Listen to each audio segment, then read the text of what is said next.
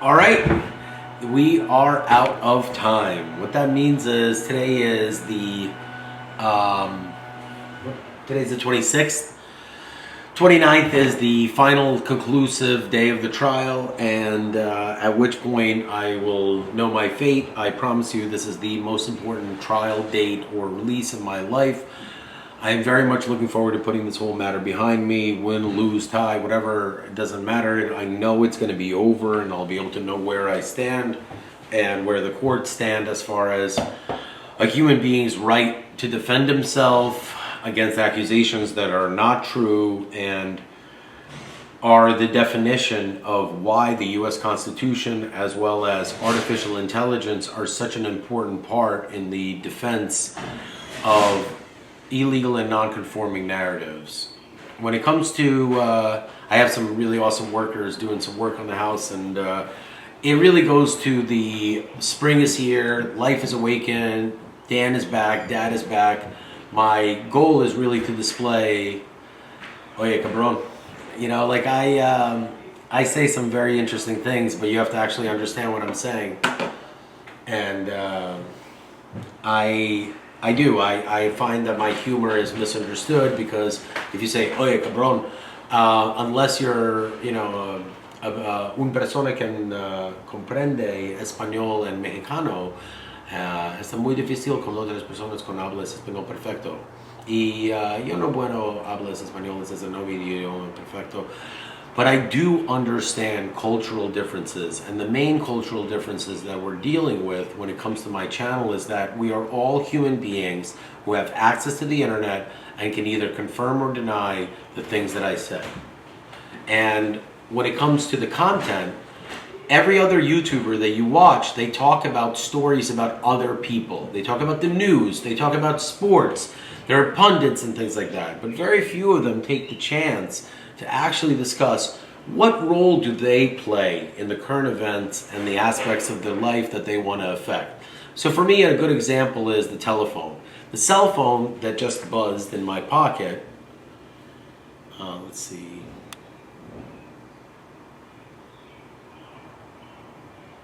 All right. Well, the cell phone that's buzzed in my pocket is of another one of my workers, one of my favorite guys, and I don't want to say his name because he's truly a treasure. He's been with me for over 15 years, and if you look at the images and what I show you, that's approximately 13 years ago. So I'd like to express to everyone that I'm going to be releasing content on time as it passes. So once I have another little week burst in the chamber from, I don't know, this week, I'll be able to release the week that's coming up. So I went a little ahead of the gun because I had an amazing moment yesterday of communicating with someone that I've really missed more than anything, and I'm being mindful in the context, and well, I'm trying to be, and I think that a lot of people misunderstand my kindness and they take it for weakness, because I do. I express to everyone that, check it out. I'm gonna try to do something. Well, I guess you can't see it down here, but there's 3 tennis balls, and I want to explain to everyone that when you have round figures, you know what? The best way to do it is going to be drop it and then place it, right? So you're going to say to yourself, how does the top not spin once you have the 3 balls here? And it's not that it doesn't spin, it just won't move once the balls are there. And there's just certain physics elements that are very difficult to describe, and this is just one of them. And you won't believe it until you see it, and I don't know if the camera can see it, but it's fully spinning. And one thing that you want to do is you want to take a lighter and get rid of the oxygen that's in the center, and that kind of gives away the trick. So you won't believe it until you see it. And let me see, I'll bring it down here. Actually, it does not move at all. Okay. So, well, look at that. So that'll be a perfect spin without a single move. Put this back here, like, you know what? It could be actually done like this. Just every once in a while, you just have to get rid of the oxygen. And it'll keep going. But unless I do this trick on YouTube and show it to you, and then you could put this trick in many different forms. You can make the tennis balls like be part of the trick and things like that. But essentially, like, you have to get rid of the oxygen, and see, it's getting a little wobbly because it's losing some of its momentum, and that's okay. Tops up. Whoa, almost dropped it. But when it comes to the content of this channel, I do. It's hard to juggle with on YouTube wearing sunglasses and discussing things like, I don't know, teen suicide that leads to discretionary decisions of killing your classmates in the process of being so depressed that you can't just take your own life, you have to take other people's lives in order to justify your own existence pre-tragedy. It's a difficult subject to talk about. It's not something I enjoy doing. I'm not interested in diving into it. What I'm interested in doing is wrapping up the last year, and what I want to do is say that the only content that I'm going to be filming is for the future. I'm going to be cooking a brisket and prepping it for the restaurant play, and like I said, I am on the cusp of creating some of the most incredible things ever, which will lead to billions of dollars in revenue, but immediate income is far more important. Like, one in the hand is more important than two in the bush on this one. So a little bit of income right away to stabilize morale and get expenses paid is much more important than talking about making billions of dollars 2 years in the future. Who gives a shit about 2 years in the future? Humans that have the opportunity to change their lives need to change it immediately and not wait until the future. 1 second. All right, sorry about that. I am in the middle of managing a few projects, and I have a lot of good things on my plate, but in general it's virtually impossible to do anything until this Friday is concluded. It is literally the longest DV, domestic violence case in New Jersey state history. There are divorce cases that last decades, but maybe not decades, maybe 5 years, some crazy shit, but that's not what this is. This is a real case. Putting Jackie Norcisco aside, Norrisco, played by Vin Diesel in Find Me Guilty, I am the longest pro se trial litigant in U.S. history. That is correct, ladies and gentlemen.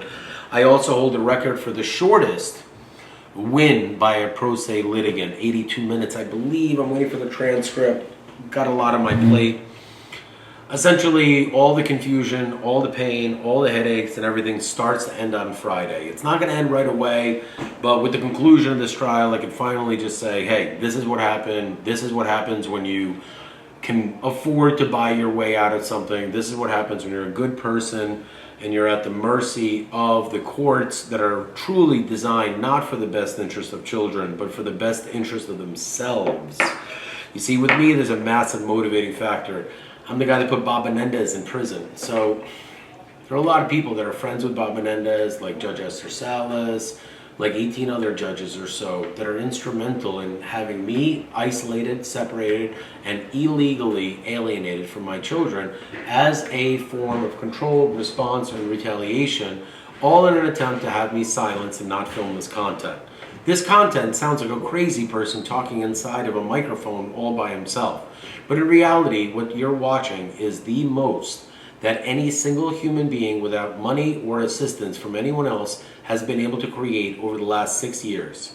I know it's not a big deal to you, but on the inner circles and the highest level of entertainment, what I have done is virtually impossible. I have broken the auteur's myth, and the auteur's myth exists in isolation of the reality that Miss Resnick is the only person that actually assisted me, and even that alone would classify me as not a true auteur because she is instrumental in assisting of this product. At one point, I believe my wife invented a story that Miss Resnick was the one that was creating the content. I wish I had the ability to have someone reflect positively on the ability to replicate what I do, but alas, what I do is very unique. It is extremely difficult to do because truly it's embarrassing, non-rewarding, and you cannot stop once you've started. So once you start on this path, if you're not willing to completely finish it and take it to the limit, you will fail. a big part of the resilience is the ability to fail and still continue. Think about the quantity of days that pass where I do not get my meeting, I do not have recognition, I do not have anything whatsoever, yet I continue to film. And the reason for that is because it is an art form. It is a form of expression.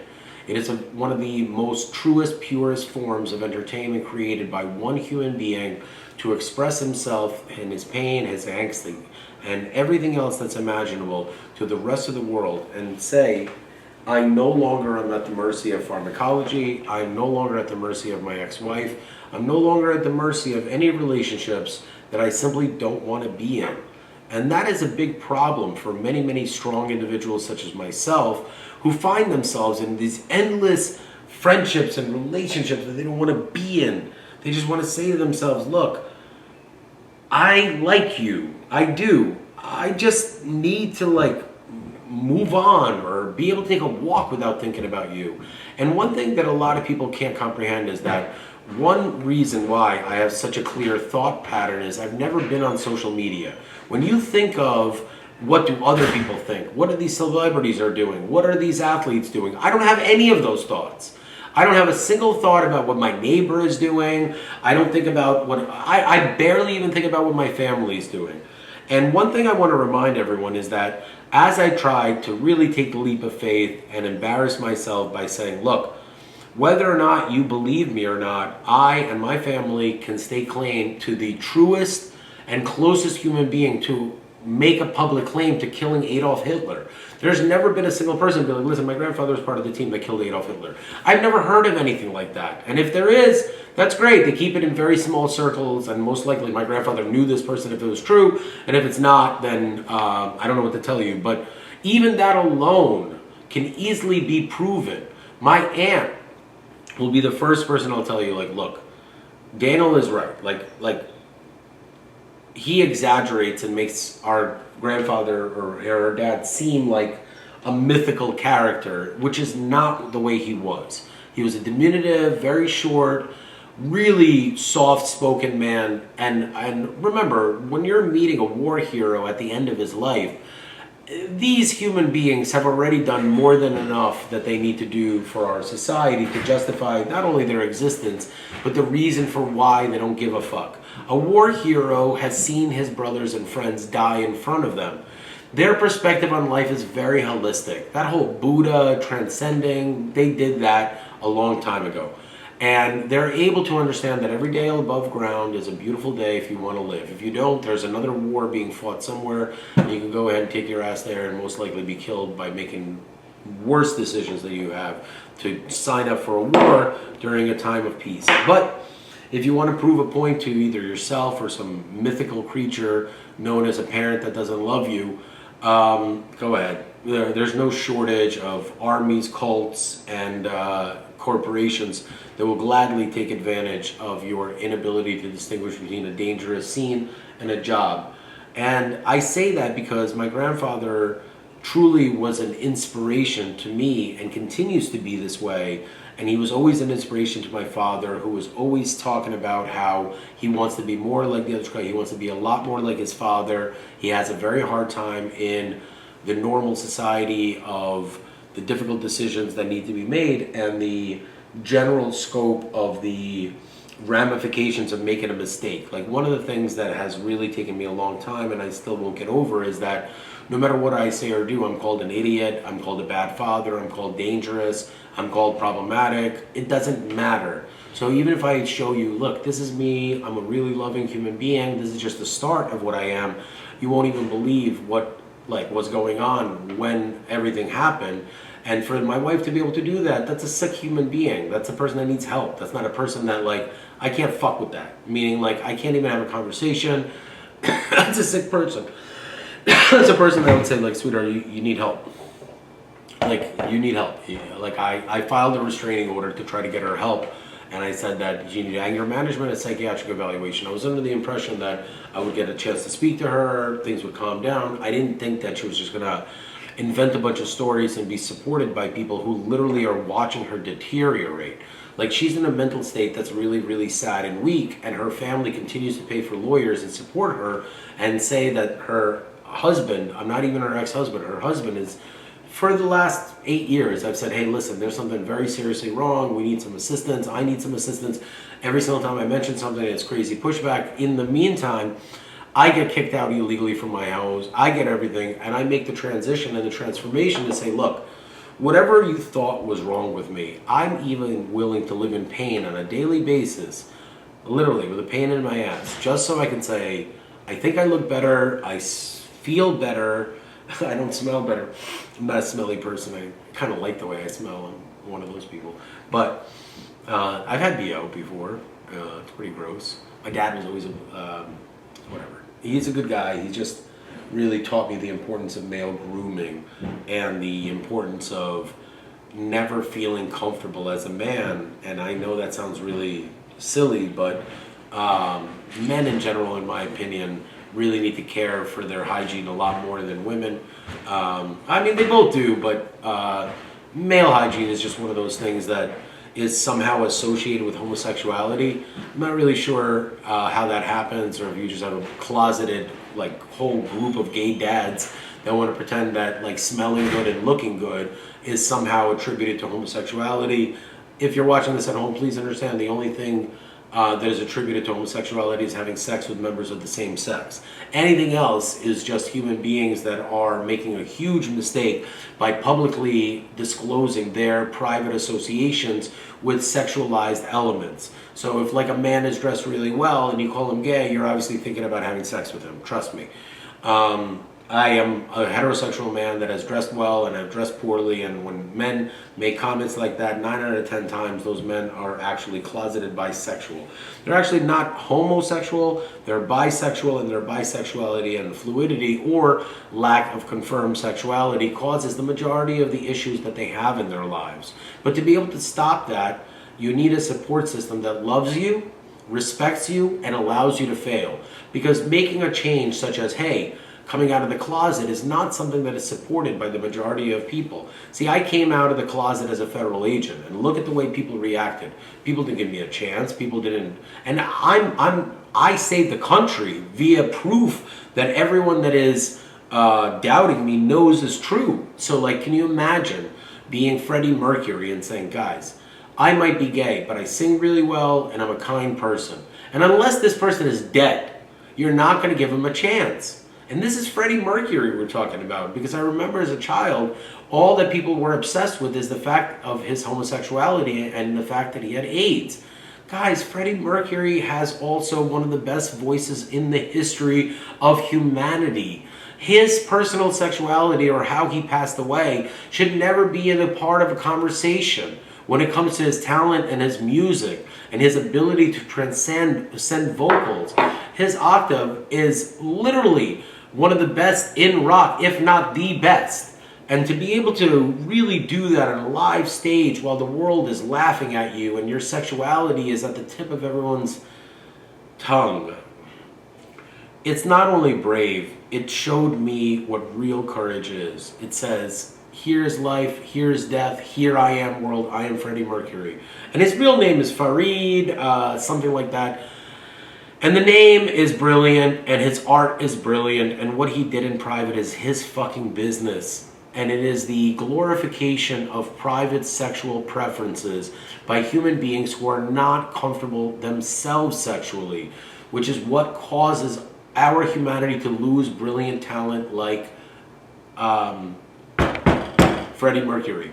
And a lot of that also has to do with the lack of support system.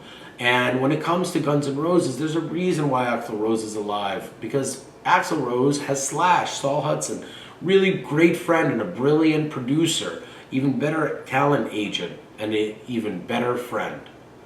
Ladies and gentlemen, my name is Dan Reeses. I am in desperate need of a manicure. No, I'm just kidding.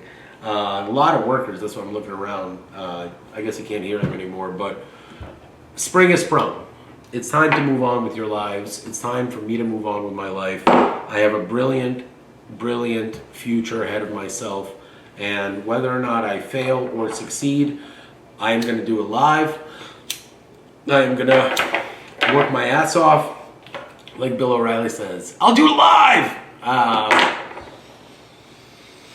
No, this is the wrap up This is going to be the end. Everything you see forward, if you see something that was filmed yesterday or the day before, it's old content. It just should be released. And new content is all positive, and it all depends on what happens Friday. That's what will really determine the focal point of this channel. Obviously, what I want is nothing but positive content. I want to be with my boys. I don't want to put my boys on this channel until they're old enough. And even then, I'm going to wait until about 13 years from the point where they say, okay, you can post it, I'll take the images, but I'm only going to be posting from 13 years ago. And I want to make sure to wait. So tonight, I'm going to be running, and every day that I do another lap, I'm going to add 13 feet. I am absolutely horrible at working out, running, or maintaining a consistency in the promises that I make to myself when it comes to my personal health. I have literally never one time been successful at working out or maintaining. I've had personal trainers, I've joined gyms, I've done everything I can. At the end of the day, I am a perennial quitter. I guess if I do it, then that makes it that much more special. But you can't really do that unless you have a lifetime of quitting every single exercise you've ever tried that doesn't require sport or some sort of an ego-based bar that needs to be reached. And on that note, please understand everything you see is content that was created in the past. So if you see it posted, that doesn't mean that I'm posting it right now. I am done posting everything, meaning I'm done creating anything. I'm taking a full break. If you see me recording or posting something that has to do with food, it is completely different type of content, and it might just be something I'm playing around with. But when it comes to Mal and all the bullshit in the past, it is over. This is the final actual filming of that type of content. The rest will come after Friday, and I'll probably need a day to digest what's happened. So please rest assured, everything you see that is posted, it is old. It is my old perspective. The new Daniel is a calm, healthy human being that is very excited for Friday, and it doesn't matter what the results are. I obviously will never retaliate or any of the mean things that people are accusing me of that simply are not true. I want to remind everyone that should I do anything, then that would put truth to lies. My name is Daniel M. Rhesus, and I am not an animal. But if I was, I'd definitely be a lion, and I definitely wouldn't be a cheetah. Peace. Good morning. My name is Daniel M. Rhesus. Actually, I gotta get some sunglasses. My eyes actually are looking better. I've really stopped crying because of some amazing things that have happened in my personal life. Many people think I'm completely insane because I'm able to take a negative and turn it into a positive. That's not insane. That's an individual who is motivated on changing his life for the better.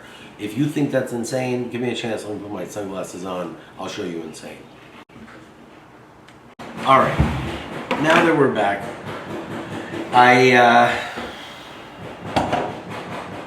want to address everyone openly in a non-controversial manner where I express to everyone the true nature of this channel, and rather than skating around some of the things that you see or may see, let me express to you exactly what you're looking at, why it's a significant, monumental feat in the evolution of media, and why it pertains to your life and why you're so emotionally affected by it. So here we go.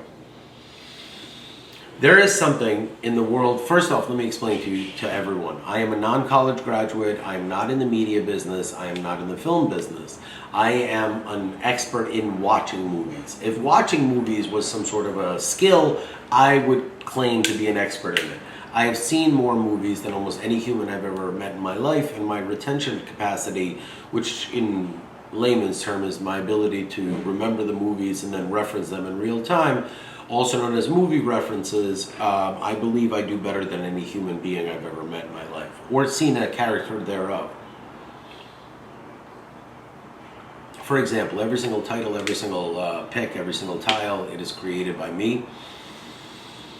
In the context of people who create content, if you were to compare me to someone like Joe Rogan, a human being who creates 2 to 4 hours of content a day. Joe Rogan has over 1 million hours of audio that he has personally created. The difference between myself and Joe Rogan is Joe Rogan talks about other people and their experiences, whereas I film content. See, we have workers that are working on the property, and The content that I'm filming is open content with no relevant controversial aspect. So it is really designed for me to express to everyone what they're looking at, why they're looking at it, and why it is important.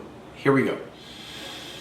There is something in the world of creationism called the auteur's myth, and or the artist's myth.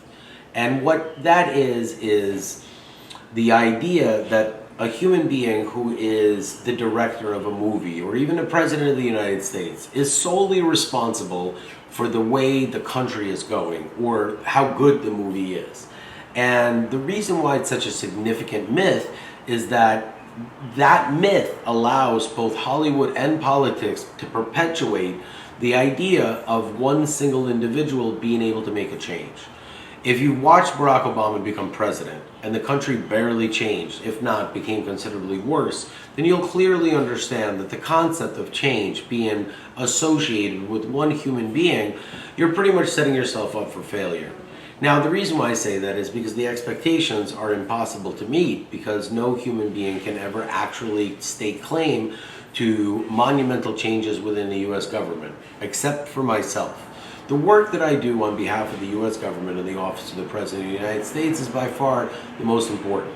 Furthermore, the idea of me exists in your mind because you do not understand that everything I do 100% by myself with no money associated with it.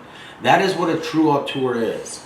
A real artist, a singular human being who is able to create his own content with the vision that he has in his mind without an editorial process and without a marketing derivative motivating factor, which essentially means that the reason why I film the content is not to create money. Sorry about all the noise, but I am the number one auteur creator in the world based on the sole mathematical concept of even the measly 500 followers. And by the way, I want to show everyone a radial graph of how the reality of the numbers work. They're obviously not real, but if you look at the inner circle of a bullseye of where I'm filming right now, and you go 4 miles out, publicly, you can add 1 0. So if you look at 490 human beings, it's about 5,000 human beings.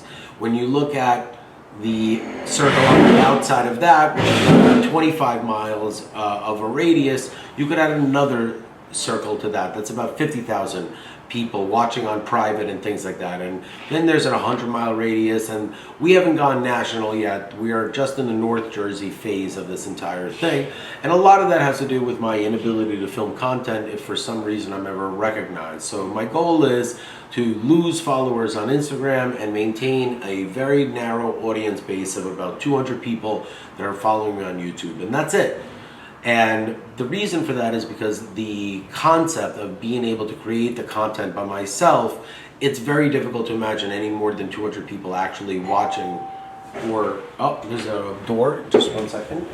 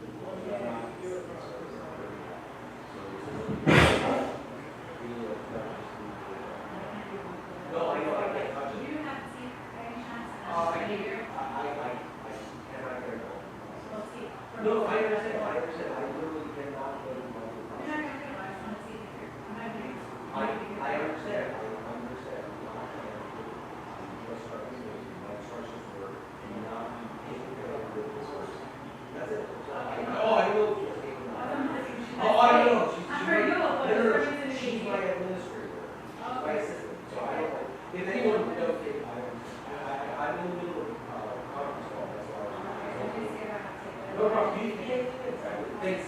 And if you want to leave the cake inside out so that it doesn't get ruined, it's a you got it. Thank you. I apologize. Do you need to use a restroom or anything? Would you like some water? All right. I just didn't want me to seem like a jerk. All right.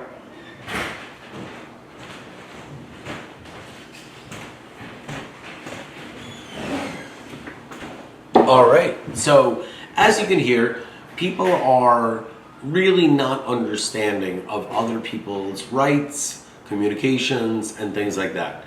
And one of the most important things that I was able to really accomplish over the last 5 years is I've been able to create a system called ProSlay, which allows individuals who feel that they have strong legal standing to utilize their own resources and magnify their voice in court by a structured system that assists pro se litigants.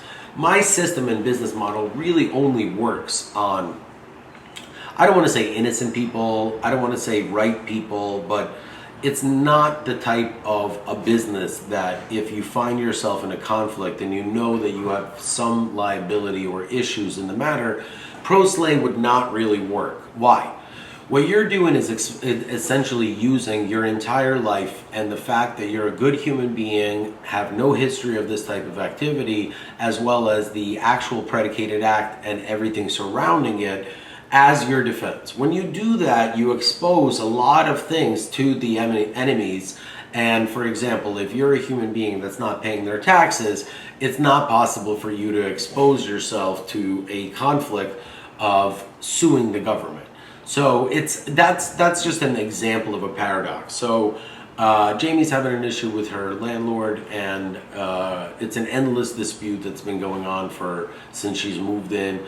And she's going to be utilizing ProSlay as well as the facts. And I want to remind everyone that people who assume that individuals are litigious or ultra litigious or misuse the powers of the court simply do not recognize that law firms do that on a daily basis for profit. And the concept of being able to allow human beings to file frivolous litigation when they're paid money versus human beings who are filing legitimate litigation that is based on legitimate actual issues is not only laughable, it's paradoxical, because what you're basically saying is that you, as an able-bodied member of our society, is not able to function in the type of context that is required. And when I say that, I mean that truly, that buying your way with lawyers and lying in court is literally the worst thing that you can do in a digital world, because that type of advice and that type of business strategy was extremely viable, and it worked in the 70s, 80s, 90s, 2010. It pretty much ended. And the reason why I say that is because social media, as well as cloud-based memory banks that are in your phone and in people's iPhones and things like that, truly are a revolutionary breakthrough in the cost associated with resolution of conflict. Because what are you really doing? You're resolving issues. And without going any further, I want to go back to expressing the reality of, and you know what, before I even go into Auteur's myth, let me explain to you something about myself, my position in this entire matter. I have been displaced and illegally kicked out of my home. I've had everything taken from me, and I'm now being forced to pay alimony and child support for a set of circumstances that were invented, and a human being who has his rights as both a father, a man, and a citizen completely taken from him with no due process and without probable cause should never be at the mercy of the bullies and criminals that decided to orchestrate and perpetrate this type of fraud and genuine misuse of resources. And I say that because there are human beings who are born into families that have money. That money, when not utilized to make more money or do something positive, truly is the benchmark standard of a bad family. Families who choose to litigate their issues rather than mitigate them by Communication.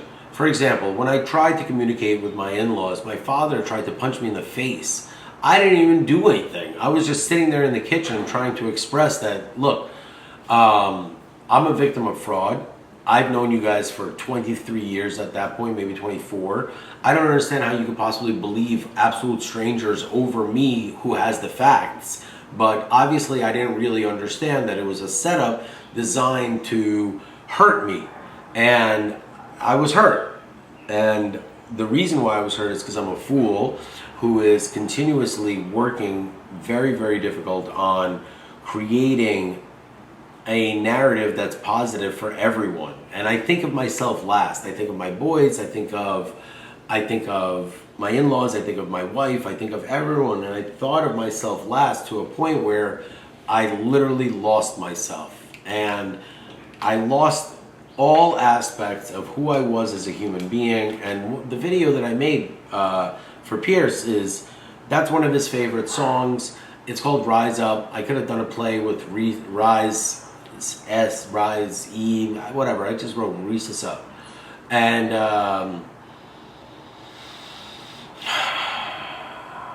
Tops Up. But winner takes all and top position will never be a subject that I will avoid. And the reason why I say this is because a human being who has gone through the things that I personally had to endure, persevere through, and rise through, including overcoming an opioid addiction that I didn't even know I had until I started to really lose my mind and go through a series of changes where I would alter certain things in my life to be like, all right, well, maybe if I stop this, will it do this? And I wasn't happy. I was in a very, very serious state of depression for almost a decade, and I feel really bad for me and my boys because I never really got a chance to meet them. But the good part is they're only 10 and 12 at the best age of their lives, and they get a chance to really, and I get a chance to really spend the rest of my life being the guy that always wanted to have two amazing boys. And I'm really lucky for that. I think that many men in this world don't know what they want, and I can only compare myself to men. And as much as I joke about being a lesbian, I identify myself as a grown-ass man. That's it. Everything else is a joke. I do not think I'm a lesbian. I think that mathematically speaking, I'm a lesbian, but when it comes to, and that's only because the English language is really poor. Let me see, 1 second. You know, sometimes during the workday.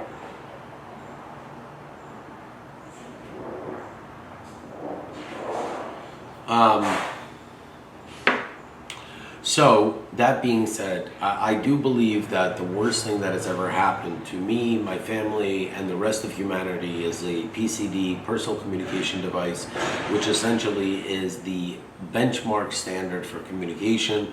People are no longer speaking openly and freely because everything is recorded. You say the wrong thing, you get it screenshotted, you're automatically then criticized. One of the things that I found to be impossible to truly justify is that the quantity of criticism that I have as a human being. I'm not allowed to make decisions as an adult. I'm not allowed to be happy. My wife, my in-laws, my family have gone out of their way to pretty much create a set of circumstances that even images that I take of my beautiful family, I'm looked at as some sort of a monster rather than the reality of how hard I worked on creating that. And the idea of a person that's able to do that and love that much is truly, and that person is then somehow is able to be either violent or predatory towards anyone, let alone the people in those images. It's laughable. But what's scary is that I have to actually express to everyone the scariest moment of my life and what really is a true reason for why I had a true mental breakdown. This is the truth. This part's really hard to talk about, so I'm going to cut the video as soon as I'm done.